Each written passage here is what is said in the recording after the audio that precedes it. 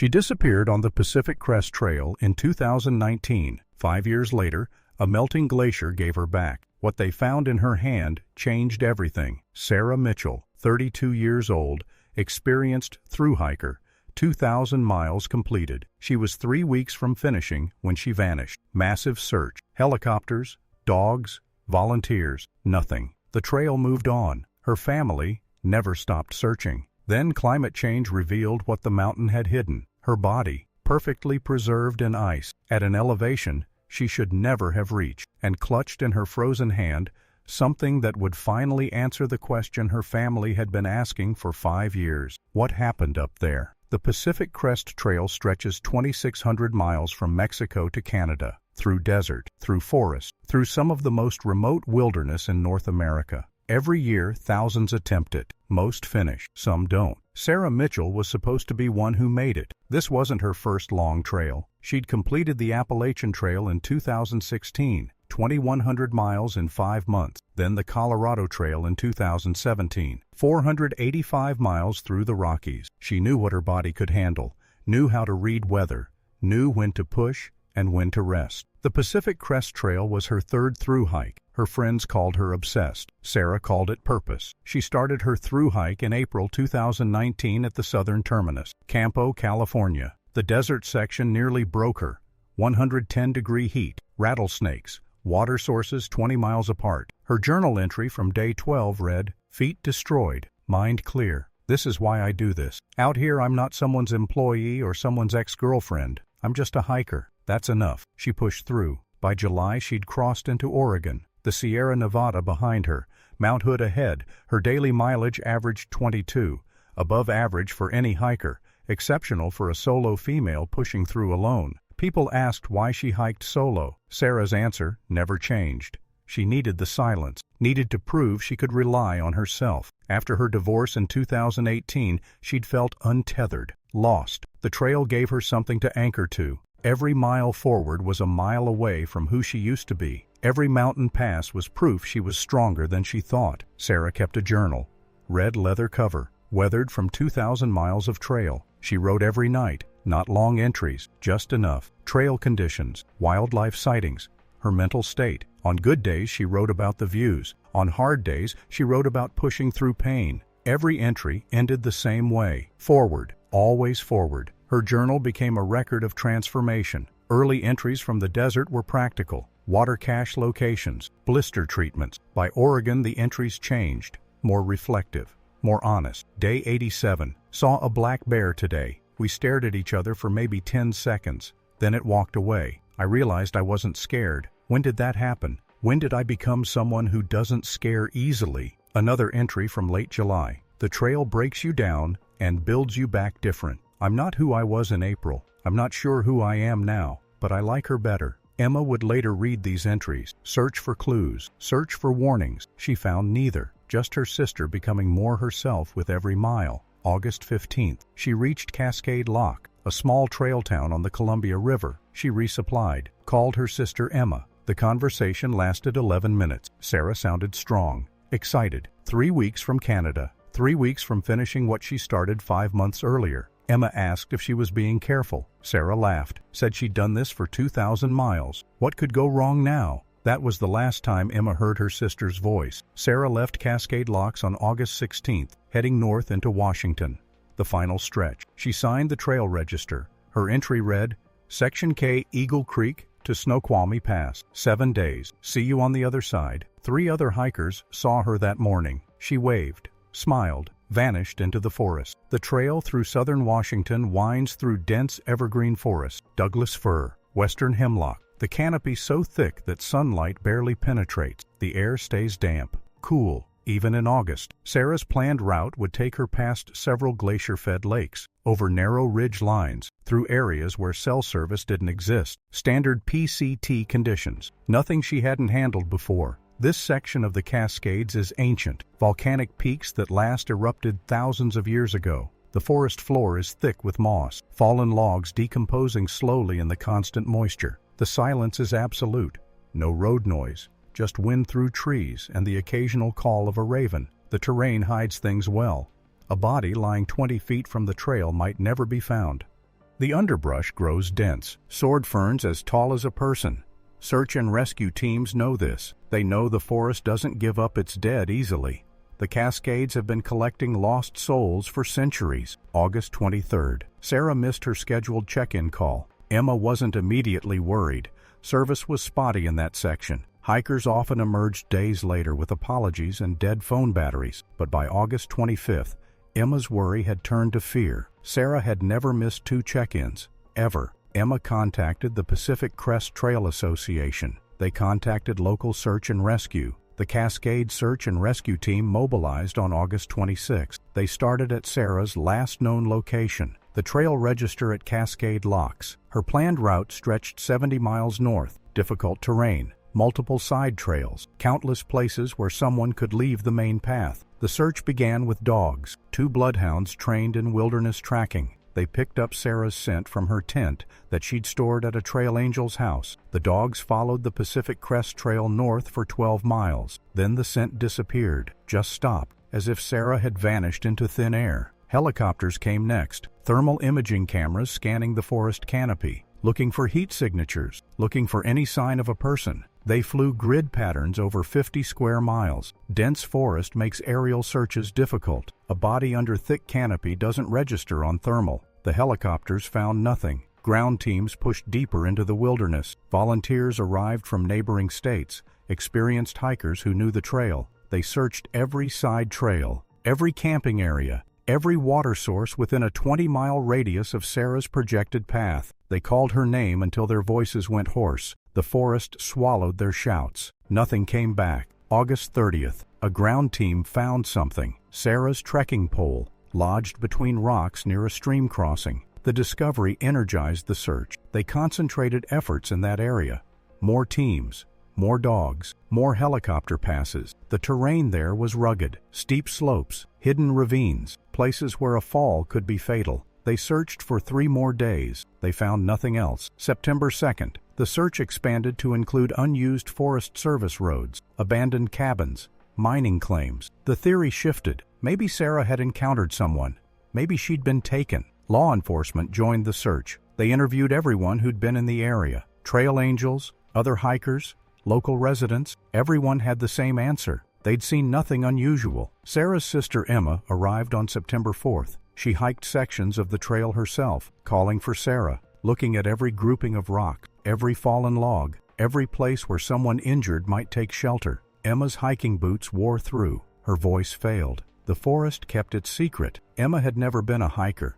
She was a high school teacher, preferred air conditioning to mosquitoes. But Sarah's disappearance changed her. She bought hiking boots, studied maps. She hiked 12 miles the first day. Her feet bled. She hiked 15 the next day. Pain didn't matter. Finding Sarah mattered. At night, Emma stayed in a cheap motel in Stevenson. She'd spread maps across the bed, mark areas searched, circle areas needing checking. She called their parents every evening, told them not to give up hope. Then she'd lie awake wondering if Sarah was out there, if she was cold, if she was scared. The not knowing was worse than any answer could be. Emma would later tell reporters that the hardest part wasn't accepting that Sarah might be dead. The hardest part was not being able to bring her home. By September 10th, the organized search had covered over 200 square miles. Ground teams had hiked hundreds of trail miles. Helicopters had logged 40 flight hours. The dogs had been deployed 6 times. Material cost exceeded $100,000. Volunteer hours reached into the thousands. They had 1 trekking pole,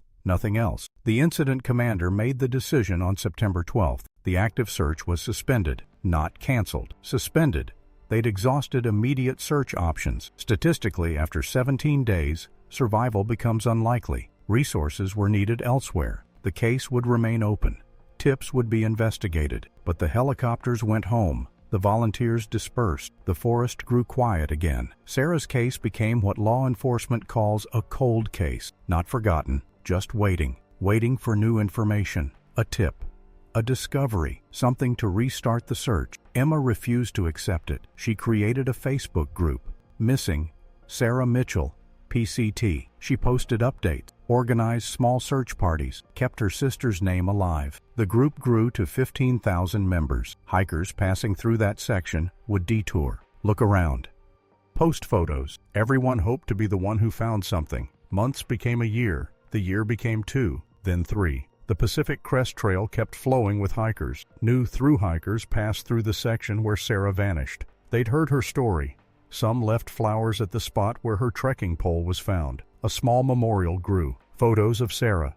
Handwritten notes. Trail mix offerings. The hiking community doesn't forget its lost members. Emma never stopped searching. Every summer she'd return, hike new areas, follow hunches, interview people who'd moved into the region. She learned wilderness tracking, studied topographic maps until she could navigate them in her sleep. Her life became defined by one question: where is Sarah? Her teaching colleagues worried. Every June she'd pack her car with camping gear, drive 12 hours to the Cascades, hike from dawn until dusk. Her summers became a ritual of hope and disappointment. Emma's husband left in 2021, said he couldn't compete with a ghost. Maybe he was right. Emma couldn't explain why she kept searching. Statistically, Sarah was dead, but without a body, there was always that chance. The Facebook group became her support system. 15,000 strangers who understood. Every summer, dozens would join her, spread out across the search area. They found abandoned gear from other hikers, never Sarah. Winter snows came and went. The forest changed but kept it secret. Search and rescue teams occasionally revisited the case, used new technology, ground-penetrating radar, updated thermal imaging.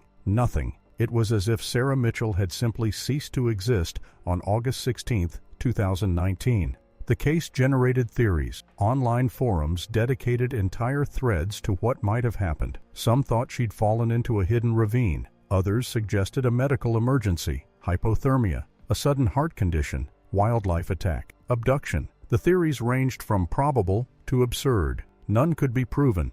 None could be dismissed. Reddit threads accumulated thousands of comments. Amateur detectives analyzed every detail. Why did the dog scent stop at mile 12? The trekking pole was her left pole. She was right-handed. Did she drop it accidentally or leave it as a marker? A podcast episode about her case generated 50,000 new members to Emma's Facebook group. Tips flooded in. Most were well-meaning, but useless. The hiking community developed its own theories. That section was known for confusing trail junctions, but Sarah had maps, a GPS unit, trail apps. Others pointed to the terrain, steep slopes, loose scree. One wrong step and you're falling. But wouldn't someone have found a body? What everyone agreed on was this: Sarah Mitchell was experienced. She knew the trail. She had the right gear. She wasn't reckless. Whatever happened to her wasn't the result of poor planning or rookie mistake. Something unexpected had occurred. Something that left almost no trace. By 2024, Sarah's case had been cold for 5 years. Emma still ran the Facebook group, still organized small searches, but even she knew the chances of finding Sarah alive had long since passed to zero. What she wanted now was closure, a body to bury, answers to give her parents, an end to the not knowing. The mountain had taken Sarah Mitchell, hidden her somewhere in 200 square miles of wilderness. 5 years of searching hadn't found her. 5 years of dogs and helicopters and volunteers and hope had produced one trekking pole and 1,000 unanswered questions. But mountains don't keep secrets forever. Not anymore. Not in a warming world where glaciers are dying, where ice that's been frozen for centuries is melting away, where the earth itself is revealing what it once hid. Climate change was about to give Sarah Mitchell back, and what came with her would rewrite everything they thought they knew about her final days. The discovery was weeks away. The truth was still buried in ice, but it was coming. Years of searching were about to end. Years of questions were about to be answered, and the mystery of what happened to Sarah Mitchell on the Pacific Crest Trail was about to become something far stranger than anyone had imagined. 5 years passed. The forest kept its secret until the planet decided otherwise. Summer 2024 arrived hotter than any summer on record. The Pacific Northwest baked under temperatures that shattered century-old records. Seattle hit 108 degrees, Portland 112. In the high Cascades, the heat did something unprecedented. It melted glaciers that had existed for thousands of years. Ice that formed during the last ice age began to disappear, and with it, secrets buried in that ice began to surface. Dr. Marcus Chen was a glaciologist with the University of Washington. He'd been studying Cascade Glacier recession for 15 years. Every summer he'd hike to remote glaciers with his team, take measurements, collect ice core samples, document the dying ice. It was depressing work, watching ancient glaciers vanish in real time. knowing that within his lifetime, they'd all be gone. July 18, 2024. Dr. Chen and 2 graduate students hiked to an unnamed glacier in the Goat Rocks Wilderness. Technically, it wasn't even on the Pacific Crest Trail. It was 3 miles east, higher elevation, terrain too difficult for most hikers. The glacier sat at 9,200 feet, a small alpine glacier tucked into a cirque below a volcanic peak. They'd been there the previous summer. The glacier was shrinking. This year, Dr. Chen expected it to be smaller. He didn't expect what he found. The glacier had receded 40 feet, an unprecedented melt rate. Where there had been solid ice the year before, there was now bare rock, and lying on that rock, perfectly preserved, was a human body. Dr. Chen saw it from 50 yards away, the bright blue of a hiking pack, the unnatural stillness of a person who should be moving. He stopped walking. His students stopped behind him. Nobody spoke for several seconds. Then Dr. Chen said what they were all thinking. "We need to call this in." The body was female. That much was obvious even from a distance. She was lying on her side in a fetal position. Her clothing was intact, her backpack still strapped to her shoulders. And most striking, she was holding something against her chest. A book, red leather cover, protected by her body and the ice for 5 years. Dr. Chen didn't approach closer. He knew protocol. This was a potential crime scene. He took photos from where he stood. Then he pulled out his satellite phone and called the Yakima County Sheriff's Office. They connected him to search and rescue. He gave them the coordinates, described what he'd found. The dispatcher's voice changed when he mentioned the red journal. She asked him to hold, came back 2 minutes later, asked if the backpack was purple. Dr. Chen zoomed in with his camera. Yes, purple with white trim. The dispatcher's voice was tight. "We think we know who this is." Within 4 hours, a recovery team was on site. The hike took them 3 hours. Difficult terrain, steep scree slopes, areas where one wrong step meant a fatal fall. The team included sheriff's deputies, search and rescue personnel, and a forensic investigator. They also brought someone else, Emma Mitchell. Emma had received the call at 2 p.m. She was in her classroom preparing for the next school year. The voice on the phone identified himself as Detective Lawrence with Yakima County. He said they'd found a body, female hiker, Pacific Crest Trail area, purple backpack, red journal. He said he was sorry. He said he needed her to come. Emma drove, Portland to Packwood, 3 hours that felt like 3 minutes and 3 years simultaneously. She'd imagined this moment 10,000 times. The call saying they'd found Sarah. She'd always imagined relief, closure. She felt neither, just numbness. And underneath the numbness, a question. Where was she? How did we miss her? The recovery team wouldn't let Emma hike to the site. Too dangerous, too traumatic. They promised to bring Sarah down, promised Emma could see her, promised answers. Emma waited at the trailhead, watched the mountain, wondered how her sister had ended up 3 miles off trail at an elevation that made no sense. The recovery itself took 6 hours. The team had to document everything, photograph the scene from every angle, note the position of the body, the condition of the gear, the location relative to the glacier. Everything about the discovery was wrong. Sarah shouldn't have been there. The Pacific Crest Trail was 3 miles west and 2,000 feet lower. This wasn't a place someone wandered to accidentally. This was alpine terrain, technical climbing zone. What had brought Sarah here? The forensic investigator noted the preservation. The body was in remarkable condition. The ice had protected it from decomposition, from scavengers. Sarah looked like she'd died hours ago, not 5 years. Her face was peaceful, eyes closed, no signs of trauma, no obvious injuries. She looked like someone who'd laid down to rest and never woke up. They moved her carefully, placed her in a body bag designed for wilderness recovery. The red journal stayed with her, still clutched against her chest, still frozen in her grip.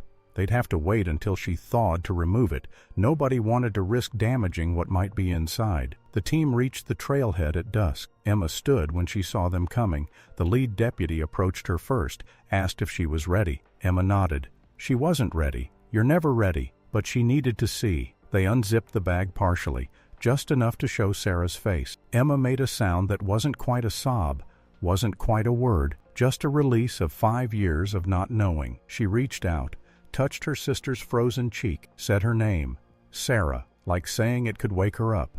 Like 5 years could reverse with a word. The deputy gave her a moment, then gently said they needed to transport Sarah to the medical examiner's office. They'd do an autopsy, determine cause of death, and they'd preserve the journal. Whatever was inside might explain what happened. Emma nodded, couldn't speak, watched them load her sister into the rescue vehicle. Detective Lawrence drove Emma back to Packwood. During the drive, he asked gentle questions, confirmed details, timeline, Sarah's route, her experience level. He said the autopsy would take a few days. The journal would be processed as evidence. They'd photograph every page, share everything with Emma. He said again that he was sorry. Emma's phone started ringing before they reached Packwood, the Facebook group. News had leaked. Someone had seen the recovery team. Someone else had heard scanner traffic. The wilderness community was small. Word traveled fast. By midnight, Sarah's story was on every hiking forum. Reddit threads generated thousands of comments. The question everyone asked was the same. How did she get there? The autopsy took 3 days. The medical examiner was thorough.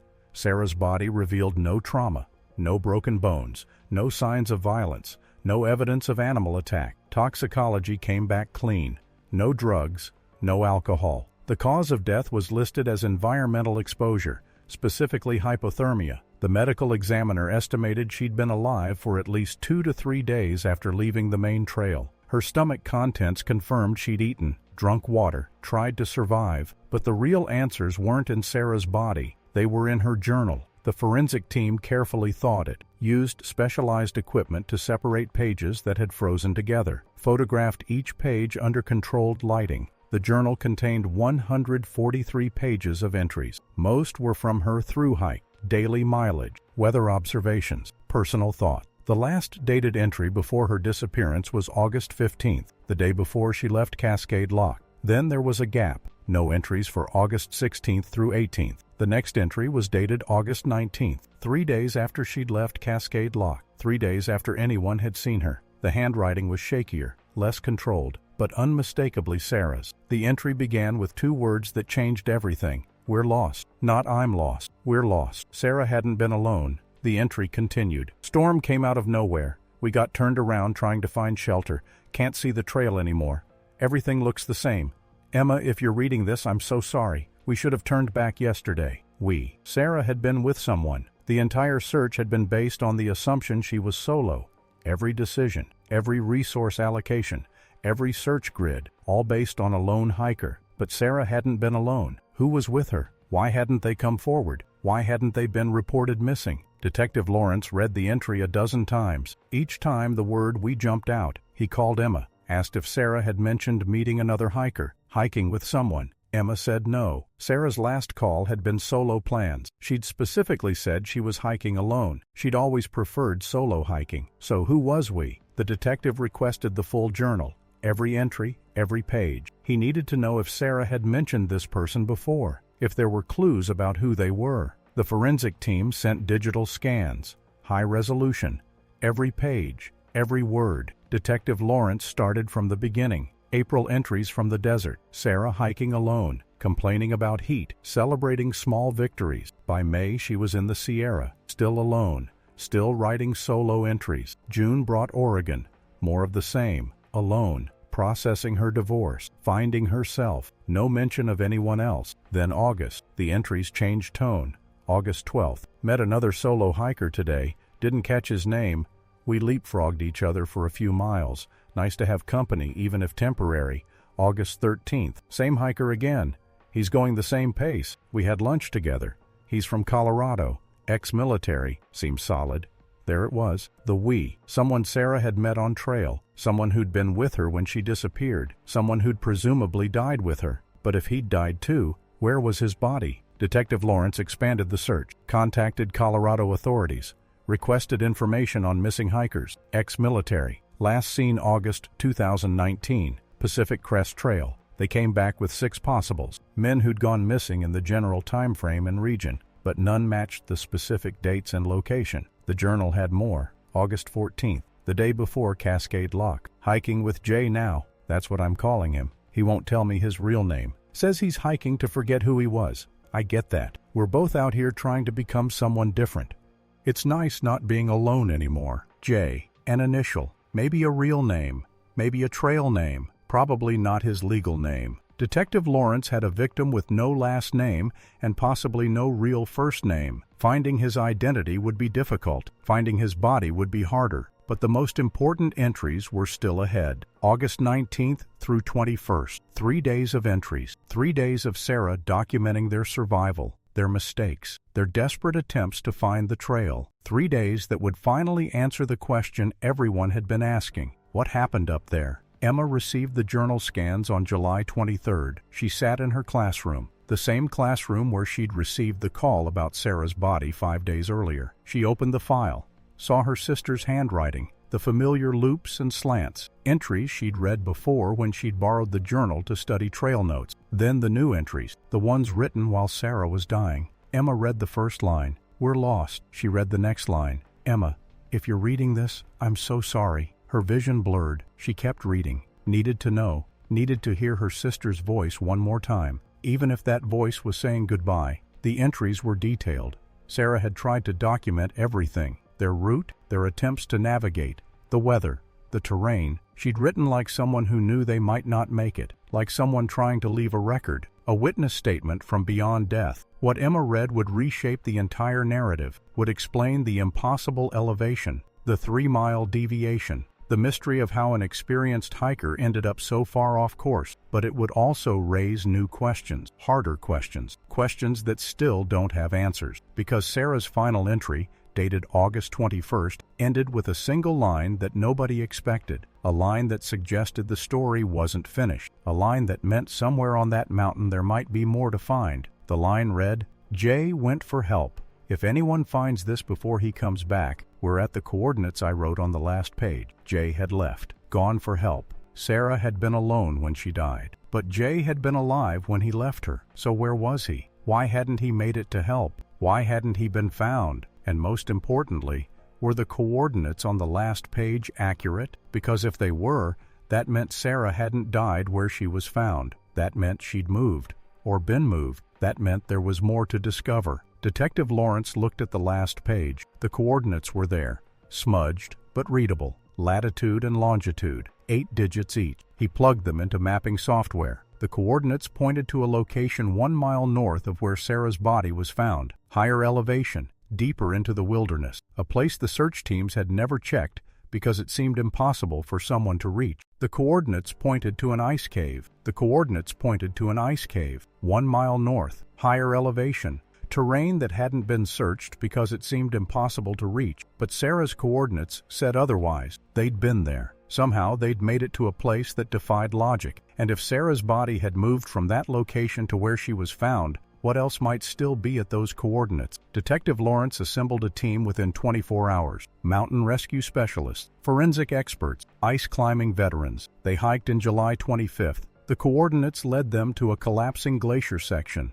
Meltwater carved through ancient ice. The cave entrance gaped open. Dark, dangerous. Team leader Rebecca Torres assessed stability. Ice caves and melting glaciers are death traps. She gave it 30% safe. Not good odds, but they needed answers. 2 members entered, headlamps cutting blue darkness. 40 feet back they found it. 2 sleeping bags, camp stove, food wrappers, and a second backpack. Dark green, military style. Inside they found a wallet. James Allen Cooper, 38, Boulder, Colorado.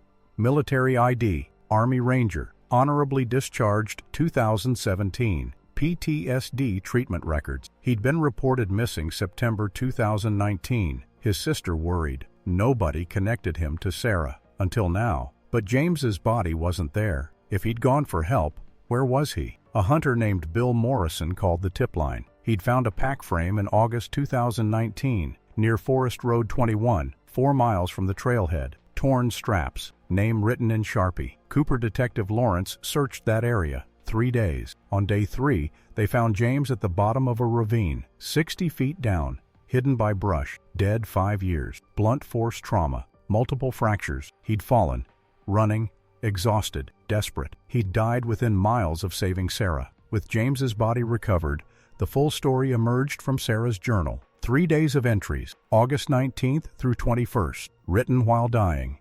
Sarah had documented everything. August 16th, Sarah and James hiking together, making good mileage. 3 p.m. dark clouds appeared. The forecast had been clear. This storm wasn't predicted. Within an hour, whiteout conditions, heavy rain, dense fog, visibility 10 feet. They couldn't see trail markers, couldn't see the path. Sarah's GPS lost signal under the storm. James suggested shelter, waited out. They left the trail seeking tree cover. That decision saved them and killed them. They found dense forest, got out of the worst weather. But when the storm cleared 2 hours later, they couldn't find the trail back. Everything looked the same. Endless trees. No markers. They'd wandered maybe half a mile. But half a mile in dense forest with no visibility might as well be 50 miles. They tried to navigate, used Sarah's compass, headed west where the trail should be. But steep cliffs forced them north. Detours compounded. By nightfall they were thoroughly lost. They made camp, agreed to find the trail in the morning, August 17th. Still no trail, heading uphill. James says, "Find high ground, get our bearings. My phone is dead. His phone is dead. We have food for maybe 3 days." They climbed all day, looking for a ridge, looking for a view that would show them where they were. But the Cascades don't give you views easily. The forest is too thick, 2 miles of elevation gain, exhausting work. By evening, they were at 8,000 feet, higher than the trail ever goes in that section. They'd climbed away from rescue instead of toward it. August 18th, no entry. Sarah later noted she'd been too exhausted to write. They kept climbing, reached the glacier, found the ice cave, sheltered there. Cold, but dry. Protected from wind. They had a camp stove, melted ice for water, rationed food. James had survival training. He kept them organized, kept Sarah hopeful. August 19th, Sarah realized the severity. "We've been lost 3 days. Nobody knows where we are. Search teams will be looking on the trail. We're miles from the trail, miles above where we should be." James says we need to decide, wait for rescue that might never come, or try to self-rescue. They debated through the night. Waiting made sense if rescue teams would eventually search this high. But the ice cave was hidden. The glacier wasn't on standard hiking routes. They could wait weeks and never be found. Self-rescue meant James hiking out alone. Sarah was weaker. 3 days of difficult terrain had damaged her feet. She couldn't move fast, but James was strong, ex-military, trained for exactly this kind of situation. August 20th, the decision. James is leaving at dawn. He'll follow the drainage downhill. Water always leads to trails eventually. He can move fast alone. He says he'll bring help within 24 hours. I gave him my bright orange stuff sack to use as a flag if he sees a helicopter. I'm staying here, conserving energy, staying warm. He'll come back. I know he'll come back. The entry revealed Sarah's fear beneath her hope. She wrote coordinates, made James verify them, made him promise to tell rescuers exactly where she was. James left a note too, found folded in the journal, his handwriting rougher, more angular. "If I don't make it back, Sarah Mitchell tried harder to survive than anyone I've ever met. She deserves to go home. Coordinates on the back page are accurate. Don't let her stay on this mountain." August 21st, Sarah's final entry. Written over an entire day, she documented everything. Rationing her last food, melting ice for water, the cold settling into her bones despite her sleeping bag, the silence of the glacier, the endless waiting. She processed her life, her divorce, her need to prove she could finish something alone, the irony that she might die because she refused to quit. She wrote to Emma, long passages apologizing, explaining, asking for forgiveness for putting everyone through this. Then she wrote about James. "Jay is the best trail partner I could have asked for in this situation. He never panicked, never blamed me for us getting lost. He's out there right now trying to save me. I hope he makes it. I hope he tells Emma I was thinking about her. I hope he finishes the trail for both of us." The final paragraph was short. "It's getting hard to stay awake. I'm so cold, but I'm not scared anymore. I did 2,000 miles. I proved I could do hard things. If this is where it ends, at least it ends in a place that's beautiful. The ice glows blue. The mountain is quiet. Emma, I love you. Forward. Always forward." Sarah died August 22nd. The medical examiner estimated late afternoon. The same day James died 4 miles from the trailhead. They died within hours of each other. James running for help, Sarah waiting in the ice cave, neither knowing the other wouldn't survive. The timeline showed 2 people doing everything right in an impossible situation. Reasonable decisions, careful planning, but the wilderness is unforgiving. Small mistakes compound. A half-mile deviation becomes 3 miles lost, becomes a glacier at 9,000 feet. Emma read the final entries in her classroom. She'd taken a week off, couldn't face her students while processing this. She read each word multiple times, looking for something she could have changed, some warning sign she'd missed, but there was nothing. Sarah had been hiking with someone experienced. They'd made good decisions. The storm wasn't forecasted. The deviation wasn't reckless.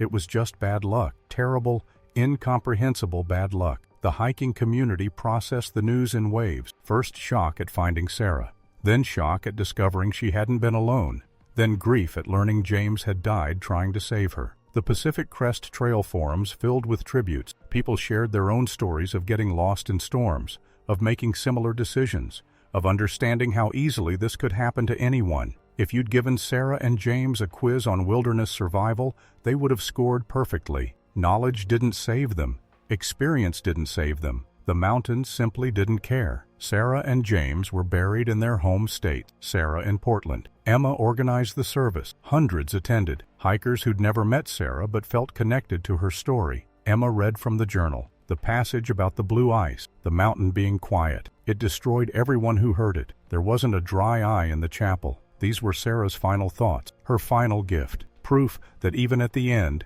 she'd found beauty. James was buried with military honors in Boulder. His sister spoke, said James had struggled after leaving the service, had lost his sense of purpose, felt untethered from the world, but on the trail he'd found something again, and in his final days he'd been the soldier once more, the protector, the one who runs toward danger to save others. She said that's how she'd remember him, not as someone who failed to get help, but as someone who tried everything to bring it. The Pacific Crest Trail Association placed a memorial marker at the point where Sarah and James had left the trail. A simple wooden post with two plaques, one for Sarah Mitchell, one for James Cooper. The inscription read, "They hiked together. They survived together. They are remembered together." Hikers passing that spot would stop.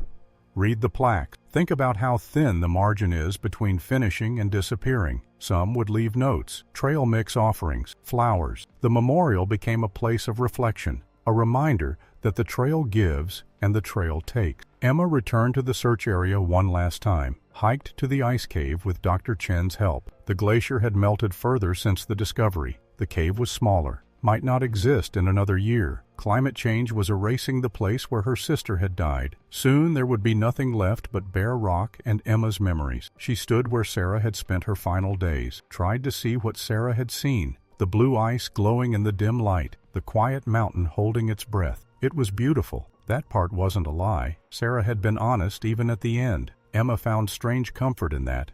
Her sister hadn't died cursing the wilderness. She'd died acknowledging its beauty. Maybe that was a kind of peace. Emma left something at the cave, Sarah's red journal, the original, not the scans. She'd read it enough times, memorized every word, every loop of Sarah's handwriting, every crossed-out phrase and margin note.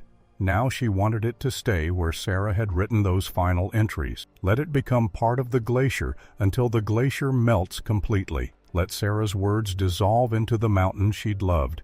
It felt right. Sarah belonged here now.